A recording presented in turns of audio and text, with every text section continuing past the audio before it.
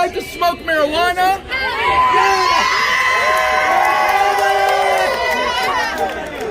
A lot of people like to watch pornography. Cristo viene. A lot of people like to have sex. Go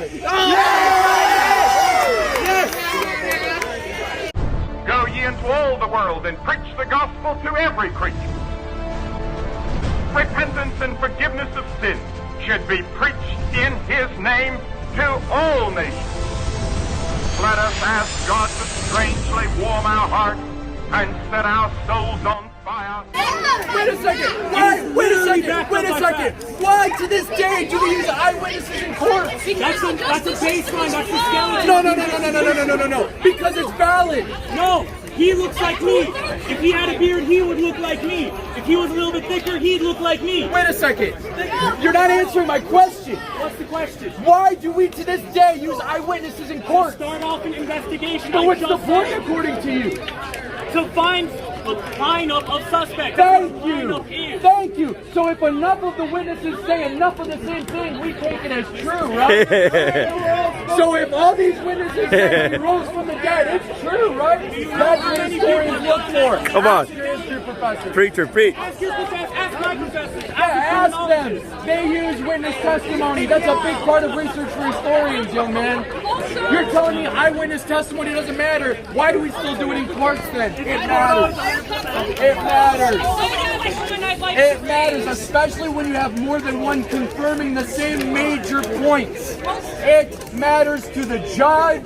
It matters to the jury. Eyewitness testimony is very important. Let me tell you something. If you're accused of a crime, young man, God forbid, if you're accused of something you didn't do, you're going to wish you had eyewitnesses to come defend you. I'm really not. Yes, you will. That's hypocrisy. Don't be against eyewitnesses when you're going to want one if you need one. No, you don't. I don't believe that.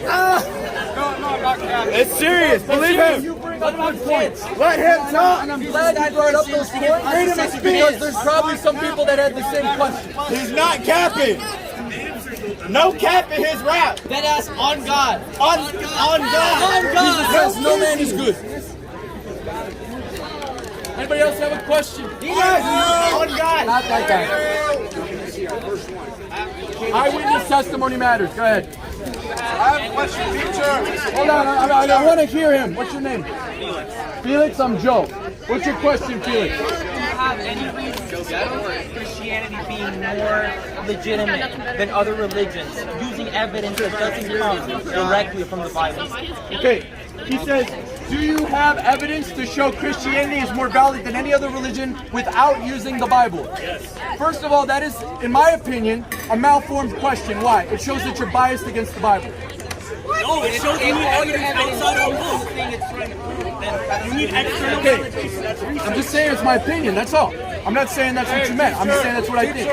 So, did you know that the Bible is not just one book, but is a composition of multiple books? Okay. Did you know that we have over 25,000 ancient manuscripts of the New Testament that line up within a 99% accuracy of one another? You knew that? Okay, so then the Bible's not technically one manuscript, it's tens of thousands.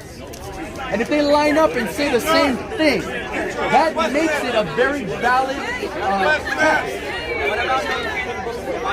I'm sorry? The non-canon books of the Bible. That's another good question. So why were some books omitted from the Bible? Here's why. During the Council of Nicaea, a few centuries after the death of Christ, there was a criteria that they were coming into agreement to look for, which what made the writings valid and those not. For example, the biggest criteria they looked for was eyewitness testimony of an apostle, one of the 12, or Paul. And if there wasn't an eyewitness, meaning if it wasn't written directly by an apostle or written by an eyewitness under an apostle, they did not deem it valid. So they used criteria. So the books that didn't make it in the Bible didn't meet the criteria.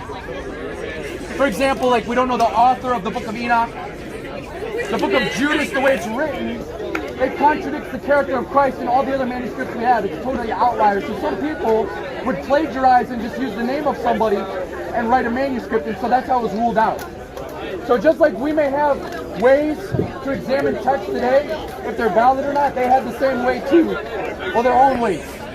So the canon didn't meet their criteria. So if you study the Council of Nicaea, it'll give you more of an explanation in depth. All of religions claim various similar things, but they don't have somebody that loved you to die for you and then rose from the dead to prove their teachings are true. Buddha's dead. Hold on. I'm sorry. Wait. But it comes from the Bible. But we established that the Bible is coming from the New Testament. Is coming from tens of thousands of manuscripts that say the same thing. So don't think of it as one writing. You have to think of it as tens of thousands that are saying the same thing. He didn't say that. I can't hear him. I'm not saying, I never said that it was one writing. Lots of people can agree on something that isn't true. But here's what I'm saying. Here's the point I'm trying to make. If there was a writing and an extra manuscript, they included it in the Bible because it lines up with everything that was being said. So if something didn't, it was cast out. But that's why they had a less than 1% standard deviation of error. Fine, I'll grant you that the Bible has, according to what you're saying, internally consistent logic. That doesn't mean that logic is true. That's not what historians look for, young man. Historians look for evidence like that to see if the writing is true. For example, you believe that Alexander the Great existed, no? Do you believe when he died? Do I believe he died? When the writings say he died? Like 2,000 years. Okay, so why aren't you questioning that? Why are you questioning about Jesus' death and resurrection, but you're not questioning other historic people? So you're picking and choosing some part of history that why? Because Jesus is the only one who tells you have to stop. Come on, brother. And yet, Yes. the writings of Alexander the Great came hundreds of years after him, whereas the first writing of Jesus was only 30. And yet, we have way less writings of Alexander the Great. But you don't question that. So that tells me you question Go ahead. the Lord because he tells you how you have to live. Good point, bro. I'm telling you how Jesus He says doesn't you have to any live. argument now. Go ahead. Come on. I'm sorry, I can't hear him. Go ahead. Guys, I want to hear Felix. He has good questions.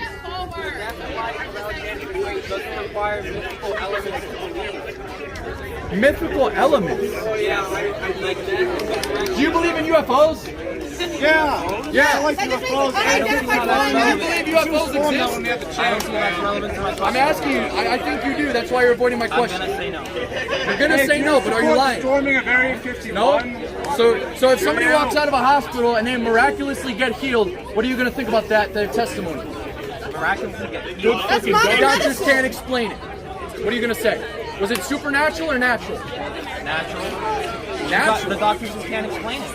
But it's supernatural. They're saying it's supernatural. There are lots of natural things we can't explain yet. Ah, okay. So you consider it factual, though. So just because it can't be explained to you, it's still factual. So if Jesus heals somebody today, but you can't explain it, you admit that it's still factual. That's what you said. There's a lot of things we can't explain that are still factual. That's why I have faith in miracles of Jesus. Okay, so thank you for at least being consistent with your argument. I appreciate that you're not walking in hypocrisy. So if enough people come and say Jesus healed me, though you can't explain it, you have to admit that factual things that you can't explain can still be factual.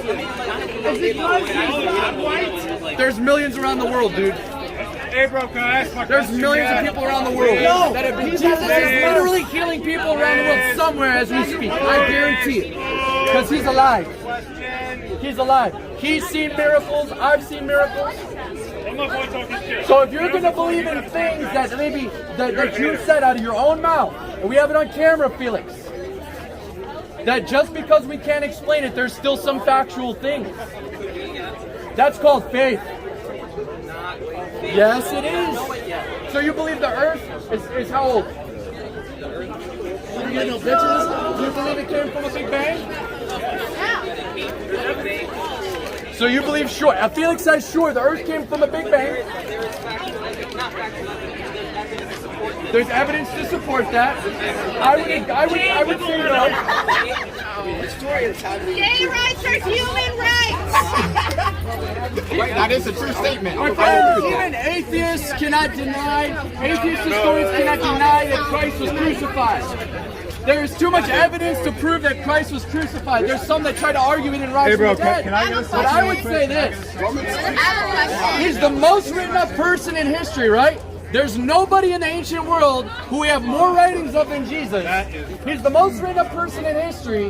Why don't we have his bones? I have a question. We should have the bones of the most written up person in history. We have the bones of many thousands of years that was before him. But yeah, we don't have the bones of the most written man in history. So that tells us that he rose from the dead. I think that's one of the proofs to show that he rose from the dead. There's other proofs as well from the writings of the New Testament. Ah, my damn I'm tired of you tired. Send that to me, please. Does anybody here understand history? Anybody take a history class? Why aren't they teaching the greatest history in the world that Christ rose from the dead? No, I have Christian beliefs of my own. Do you have to take it or no? So there's some classes that are mandatory to take to graduate, right? Like, I just One of them's Christian history. beliefs You have to and take a everyone- history class, everyone right? should be- Come on. That's all I fucking think. So you have to take a history class. Why aren't they teaching the greatest history in the world, the life, death, and resurrection of Jesus? But a lot of people love their sin. They love their sin more than God. They love to see something God. And they think they're okay in it too. And it's not okay to sin in the eyes of God. So she was tempted. God hates sin. God hates disobedience. Can you define sin? Sin is anything that goes against God. And what goes against God? Could you give me a little bit of When you disobey what he says to do and what not to do. There's many commands. You want to know what God says? Read the Bible, sir. Read the Bible, bro. What about illiterate? Are illiterate people going to hell? If you're illiterate, why are you going to this college? To learn how to read. That was a good answer. I like that. That's kind of funny, actually. I like that. Yeah. Where's your love, bro? I'm on your side. Where's your love? He has coronavirus. Where's your love? He has coronavirus. Don't touch him. Oh, I forgot. You don't know how to read. Yeah. Turn from your sin, UCF. Otherwise, you'll face eternal death. Jesus Christ loved you to die for you. Not so that you would stay in sin, in the hopes that you'd be forgiven by repenting truly of your sin. You got to turn or burn. Turn or burn. If you have a question in the blue, what if I was shocked when I saw Jesus hated sin. You want to hear some good music? Because I hate the Jesus in the commandments. Ask your question. Ask your question. A lot of people like to smoke marijuana.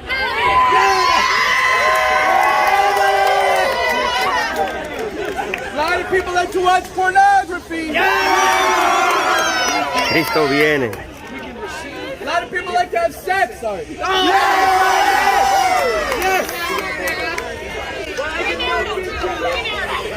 I've been walking around with zero bitches. Zero people like the idea of going to hell. bitches, that's.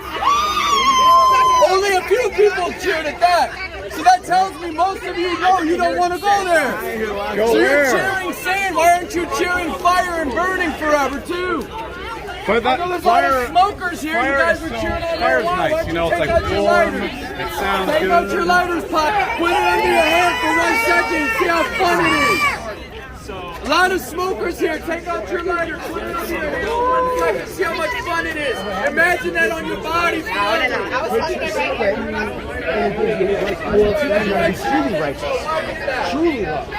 Why is that? You like the idea of having fun in your sin, but you don't like the idea of burning and suffering for it. So you are a bunch of criminals in the eyes of God. You commit crimes against God, and you want to get away with it. God hates you.